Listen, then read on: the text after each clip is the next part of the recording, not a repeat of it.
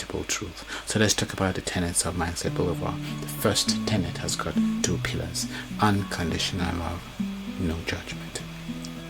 The second tenet has got 2 pillars as well. We discuss sacred and sacrosanct topics, no taboo areas. Yes, you did hear me.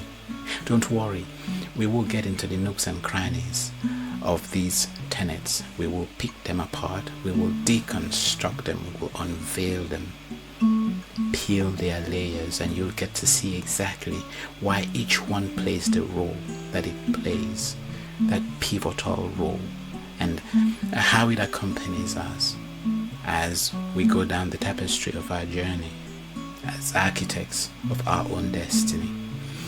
So the last tenet has got 3 pillars.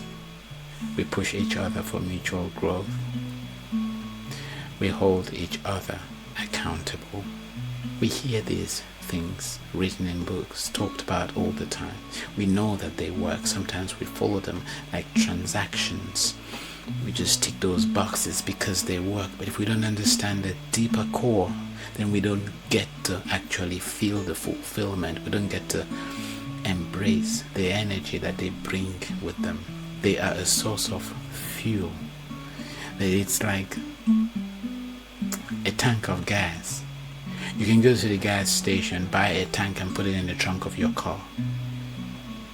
Now, you could leave it there all year long. Nothing will happen until you pour it into your tank. So if you don't understand that you need it, not in the trunk of your car, but rather in your tank, in the void that is your tank, then it really doesn't get to serve you as it should. It doesn't get to serve you as it ought to. And even when you get to put it in the tank, that is just one part of the problem. As I'm sure you would already know, the way you drive will determine how much fuel you consume. So if you're driving like a mad cat at 90, beyond 60, 70 miles an hour, you start consuming significantly more than you really need to. And between you and I, if we're going to be honest to each other, the gain is not significant. You burn all that fuel to get to your destination 5 minutes earlier. Was that really worth the hassle? The risks that you took, the costs that were involved, the uncertainties that you had to embrace, was it really worth all that sweat? And sometimes you don't get to destination. You end up someplace else, a sick bed, with a lot of attention. Not the kind of attention you really would want. The last tenet has got 3 pillars. We push each other for mutual growth. We hold each other accountable. And we take full responsibility for our thoughts, our words, actions, or deeds. So you will notice that Mindset Boulevard is a way of life. It's not a means to an end. It is driven by morals, ethos, values, principles, and scruples. It is not motivated by interests. The interests are more of a byproduct than the key core concern.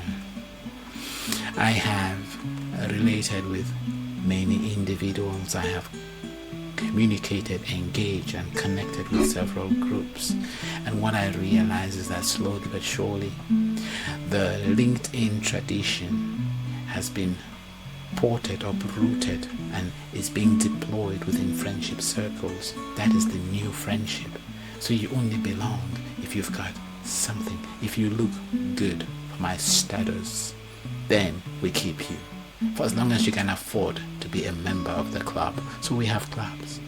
I'll tell you something else that I noticed within lots of groups. So you have this group of friends who are spending incredible time together.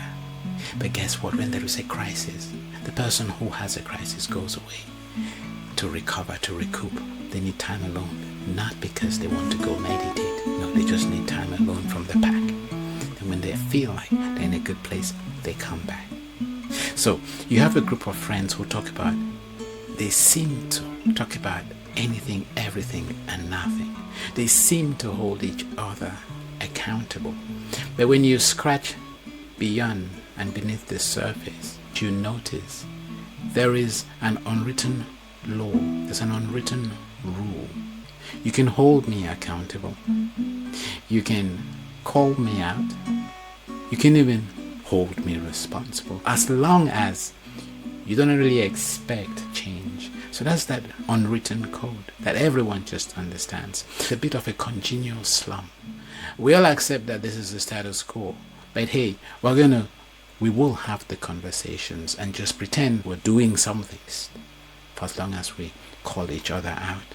It gives us a sense of doing the right thing, a sense of ticking the right boxes. It is just as transactional as it comes.